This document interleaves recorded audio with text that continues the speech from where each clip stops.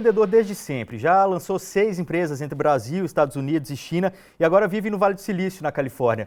Mesmo com o histórico aí de sucesso nesse mundo do empreendedorismo, ele chegou lá e ficou fascinado com a cultura do Vale e isso inclusive inspirou ele a escrever 2 livros relacionados ao assunto. A conversa de hoje é com o Reinaldo Norman.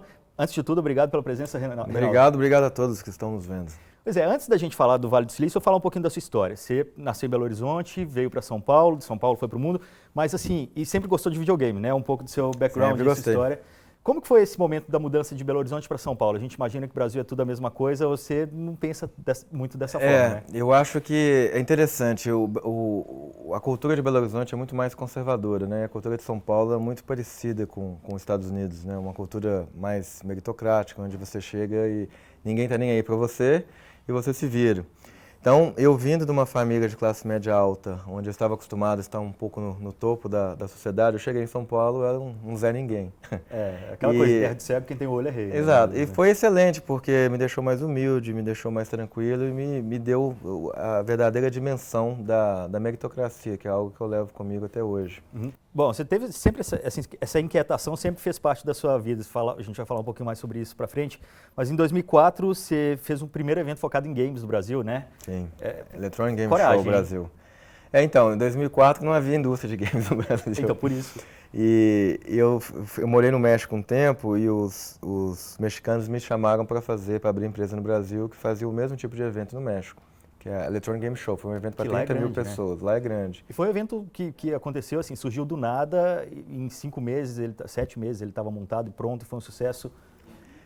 Eu aprendi a fazer tudo em tempo real. Eu acho que foi uma das maiores lições de empreendedorismo da minha vida, porque o evento você tem que aprender sobre marketing, sobre segurança, sobre logística, sobre distribuição, sobre vender patrocínios, sobre fazer uma série de coisas que eu nunca tinha feito.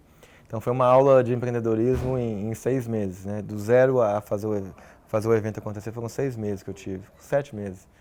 Então foi muito legal porque a gente vê que a gente consegue aprender, né? A gente consegue fazer qualquer coisa desde que a gente queira muito. E foi aí que você entrou para a Tectoy, não? Como foi o caminho? Então, logo depois eu tinha uma ideia já eu estava falando com os meninos ali de ir para o Japão, né? Eu queria ir para o Japão, que eu amava o Japão, nunca tinha ido. E eu fui conversar com o Stefano, que era o chairman da Tectoy. E nessa conversa vai, conversa vem, ele me chamou para abrir a divisão mobile da Tectoy, né? Então, vamos dizer assim, eu cofundei. Naquela época, 2005? 2005, foi mais de 2005, né? Os telefones móveis eram? Então, eram feature phones ainda, eram Nokias, Motorola, Siemens, né? Siemens tinha telefone. E eu não sabia nada também de mobile, de operadora. E foi o meu primeiro cargo executivo, vamos dizer assim, uma empresa, né, de porte. E com uma marca legal. Então o Stefano foi super legal comigo, me deu essa chance e me ajudou muito na minha carreira, na minha vida. Para você ver como que as coisas são. Fui para conversar de Japão e saí de lá montando a divisão mobile da Tectoy, num café da manhã. E isso mostra um pouco da dinâmica de São Paulo, né? Sim. É muito direto ao ponto e assim, eu me surpreendi com esse tipo de coisa, né? Dentro da Tectoy, teve o lançamento do Zibo ou o Zibo não teve a ver com a Tectoy? Não, foi. Quando eu estava na Tectoy, eu já entendia de videogame, já tinha um site, o Outer Space, né, que está no ar até hoje.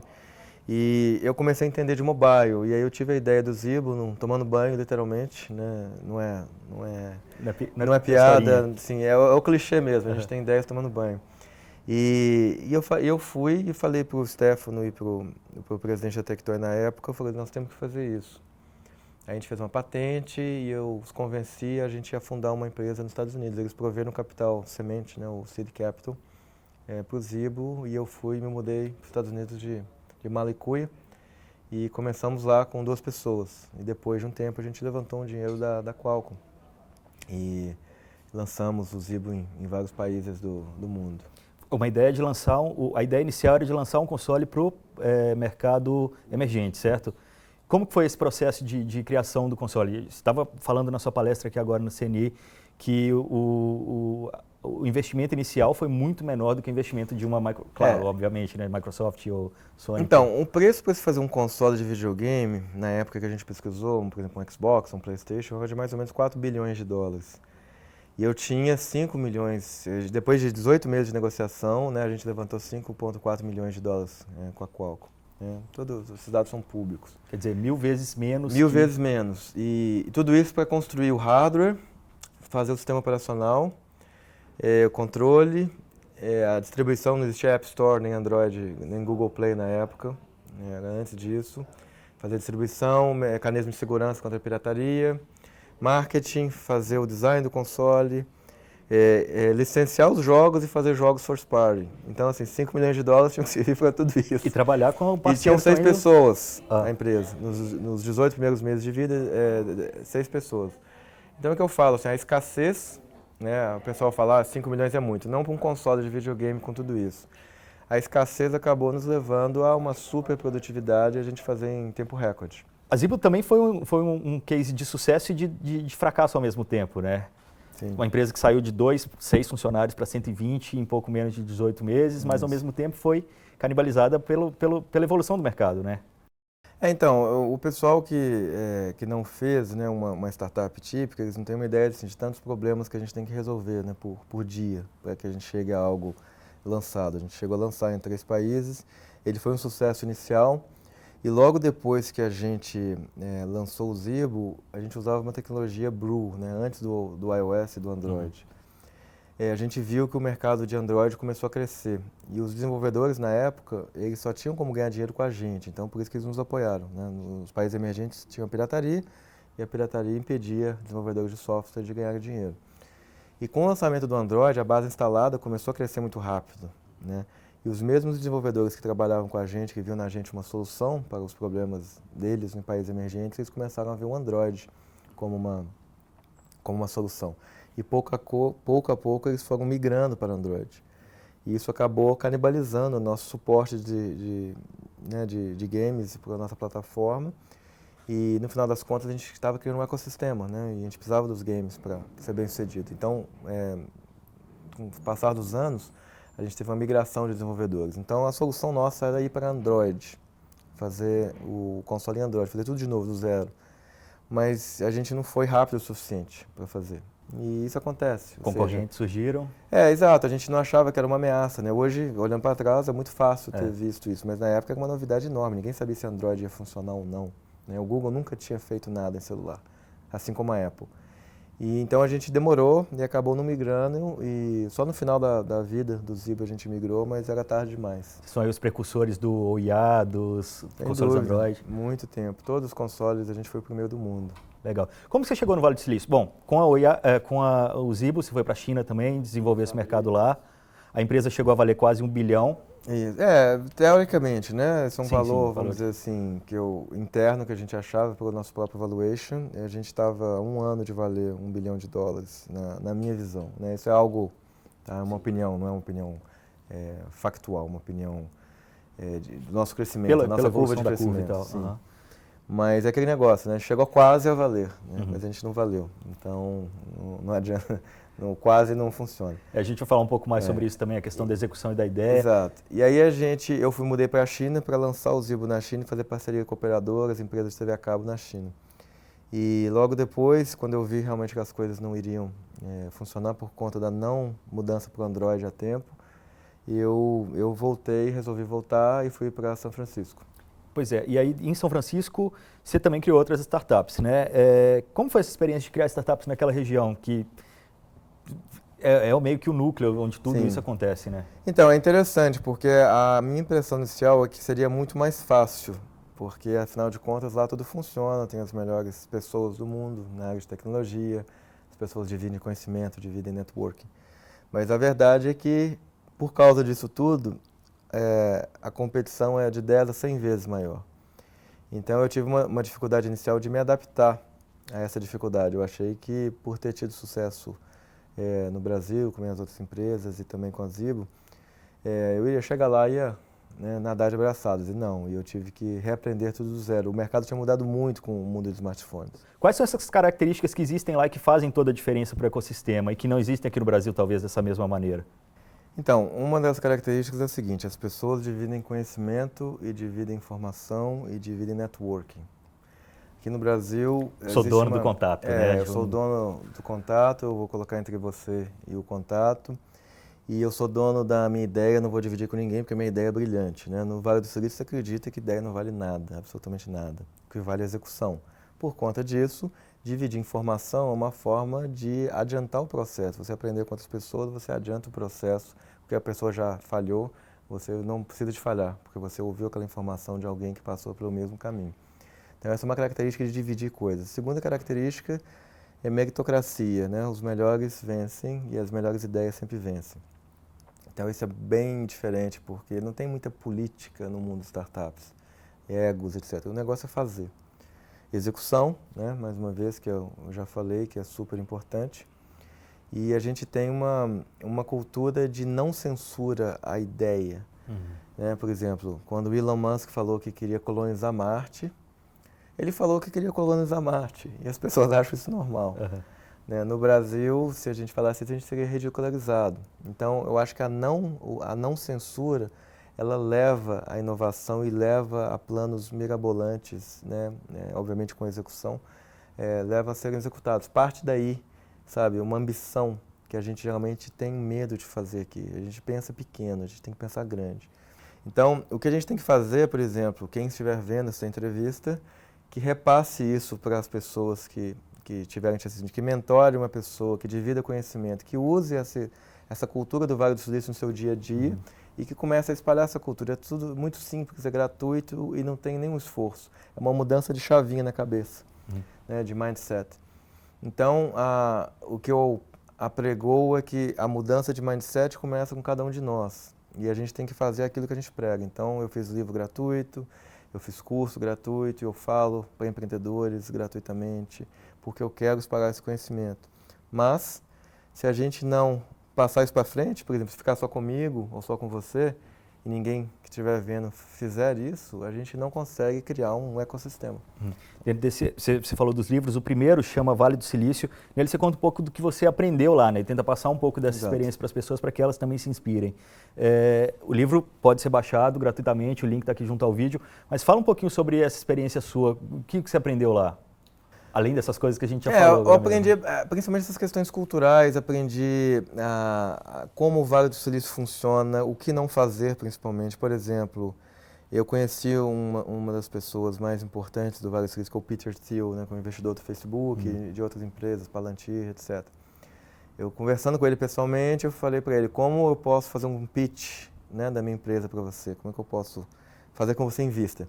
E ele, conversando comigo, como a gente está aqui, ele falou, acha alguém que eu confie para te apresentar a mim. Eu falei, mas como assim? Você já está aqui?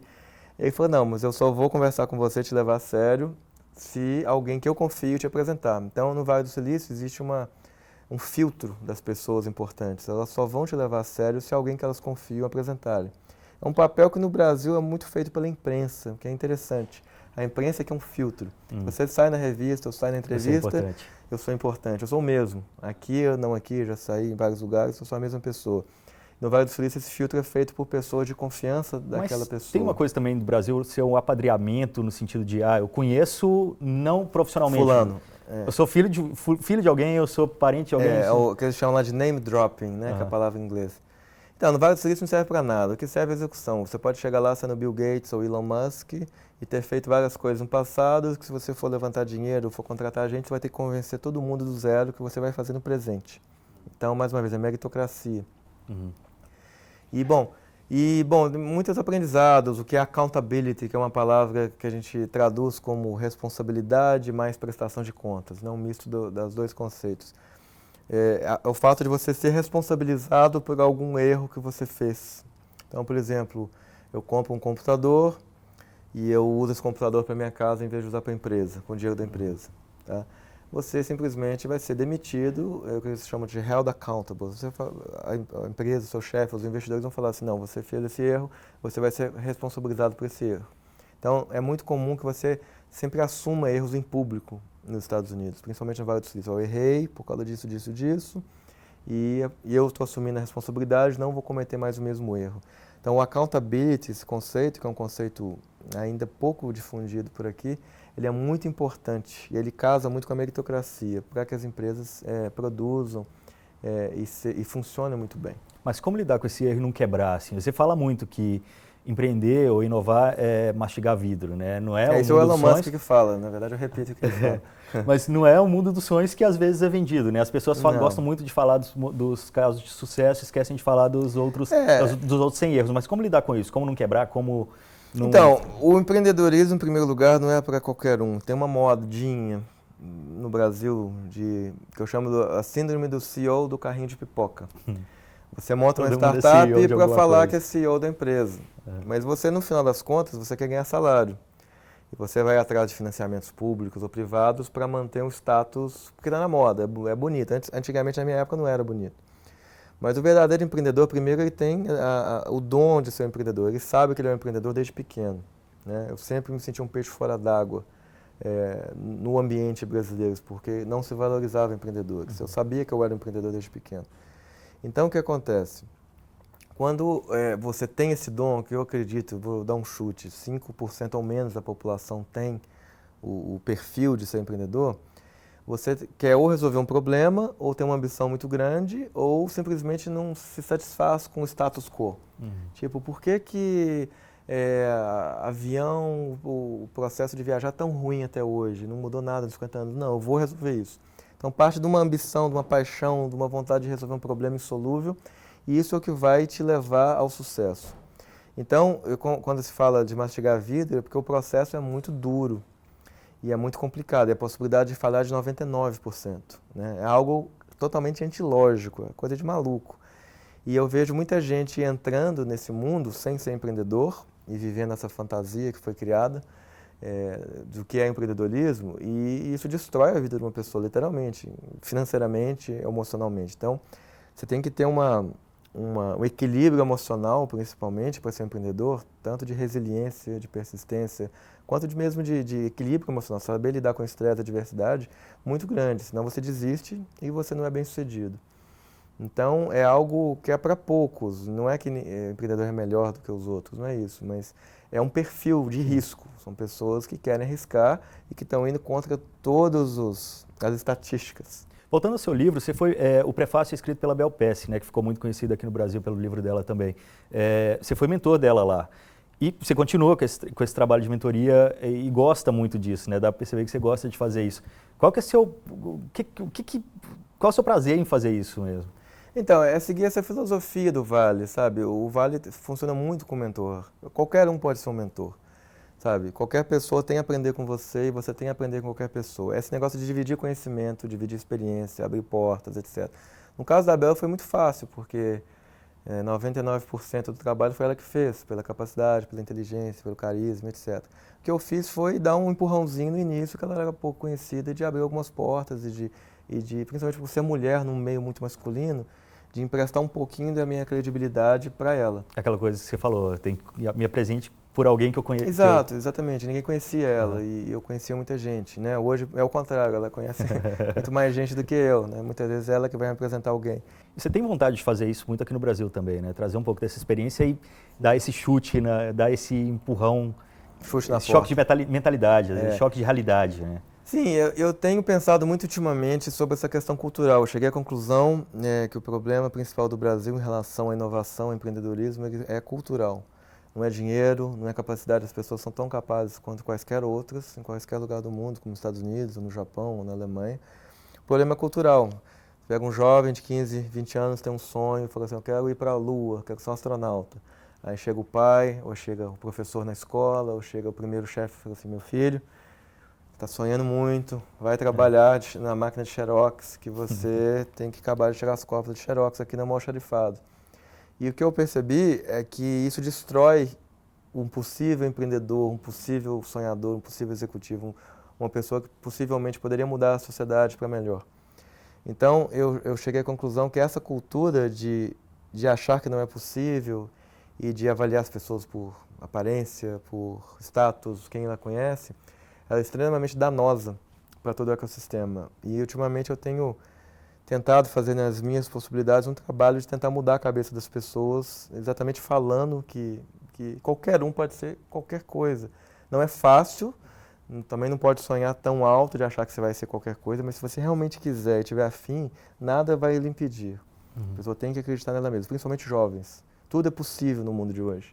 Não é provável, mas é possível. São duas coisas bem diferentes. Nessa sua palestra hoje aqui no CNI, que eu assisti também parte dela, você se focou muito no seu segundo livro, né, que é o Innovation Squared. São 15 tendências para o futuro, da tecnologia para o futuro. A evolução é muito rápida, é muito exponencial, né? Como acompanhar tudo isso? A gente vê as pessoas meio que não acompanham a tecnologia tão de perto, com o olho arregalado ali, parece que você veio do futuro falar com elas. Exatamente. Assim. Não, o mais interessante desse livro é que eu não sou especialista em nenhuma dessas tecnologias. Né? Eu falo de nanotecnologia, biotecnologia, inteligência artificial e por aí vai.